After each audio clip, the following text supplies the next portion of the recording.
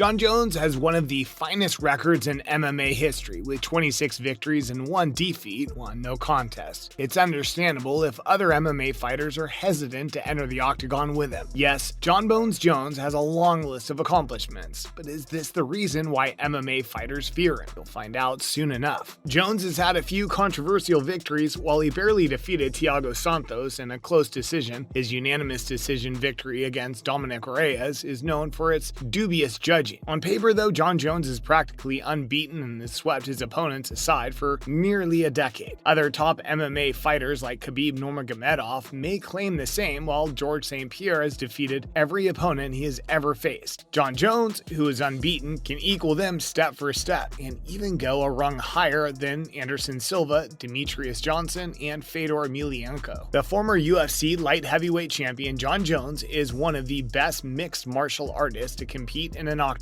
Jones has been the #1 men's pound-for-pound champion in the UFC for years, and in his whole career, he was never finished or outscored. Jon Jones owns several UFC records, including the most championship defenses, wins, and winning streaks, as well as the most submission victories in the octagon. During his time as a champion, he wiped out virtually the entire 205-pound class. He only lost once in his career, a disputed disqualification defeat for striking his rival Matt Hamill using illegal elbow strikes. So, what makes Jon Jones such a dominant fighter? Jones has the highest fighting IQ in the sport. Many believe him to be the most competent fighter to ever compete in the octagon. Jones' flexibility and skill are responsible for most of his success inside the cage. Jones is among the most versatile fighters in the game, adapting his style to his opponent's styles as he evolves. Inside the cell, Jon Jones has often demonstrated his command of skills. One is noted for his diverse kicking arsenal, which includes front kicks to the head and torso, roundhouse kicks, and the oblique kick to the knee, which is deceivingly destructive. Jones is also a fantastic clinch combatant. His spinning knee and elbow strike frequently catch his opponents off guard. Jon Jones has shown world-class positional mastery on the ground and can cut through the toughest of defenses. Let's look at the many martial arts methods that Jon Jones employs in his bouts and why he's so lethal in the octagon. Wrestling is, without a doubt, one of the most underappreciated parts of Jon Jones' entire game. In truth, Jon Jones was exposed to wrestling as his first martial art on his path to becoming one of the best fighters in the UFC. Jones was a talented wrestler in high school, winning the state championship at Union Endicott High School in New York. Jon Jones has battled some of the best wrestlers the sport has to offer over his career. Jones even faced Daniel Cormier, a former Olympian. When Jones met DC at UFC 182 in 2015, Bones dominated the former 2-division champion in his own game, scoring takedowns virtually at will. No one has ever taken down Jones in his whole career until Alexander Gustafsson. Did you know that Jon Jones is a purple belt in Brazilian Jiu-Jitsu? I bet you don't. He can also control a fight on the ground because of his purple belt in Brazilian Jiu-Jitsu. He holds his opponents on the floor with his reach and looks for chances to submit them. Jones' ground and pound style, on the other hand, is genuinely unique. Even from small distances from the top position, he can unleash powerful punches and elbow strikes. His talent allows Jones to pierce his opponent's defense with more precision while also doing significant damage. He's used ground and pound to finish several opponents from the top position in his career, and he remains one of the most lethal fighters on the ground. Muay Thai, commonly known as Thai boxing, has significantly affected Jon Jones' energetic and comparable practical striking techniques. Jones has mastered Muay Thai art of 8 limbs, including fists, elbows, knees, and shins. Jones knows a range better than anyone in the sport and maintains a distance with powerful punches. He's a master of deception, and he employs a variety of feints to build up his actual assaults. Its unpredictability characterizes Jones' striking. Hook kick, and because of his intricate setups, his spinning kicks, hook kick, and oblique bangs often catch his opponents off guard. Jon Jones likes to throw roundhouse kicks to degrade his opponent's legs when he's on offense. He takes his time slowing down his opponents before getting down to the nitty-gritty with them on the clinch. Jones dismantles his opponents with a variety of elbow and knee blows. Gregory Jackson co-owns the Jackson Wink MMA Academy located in Albuquerque, New Mexico, where Jon Jones trains. Jackson created Gaido Jutsu, a martial art that combines wrestling and kickboxing skills using actual catch wrestling and judo locks. Jon Jones owns a black belt in Kaido Jutsu under Greg Jackson, and his game includes all of the techniques listed above. If I were an average MMA fighter, I would avoid fighting Jon Jones as much as I could. But why is the best fighter in the history of mixed martial arts wary of of a 34-year-old prodigy. This had been a significant concern around a possible Anderson Silva versus Jon Jones super fight, which MMA fans have been clamoring for all year. Dana White, the president of the UFC, wants to see it, and even elusive pay-per-view consumers are anticipated to go in droves to watch such a rare matchup. Except for Silva himself, almost everyone wants to witness that fight. Silva has been resistant to the notion until lately for various reasons. He's wary of competing at light heavyweight. He respects Jones' reputation, and he considers Jones a buddy. But maybe the most essential cause of all is the most understandable. He's afraid. Is it even possible to do so?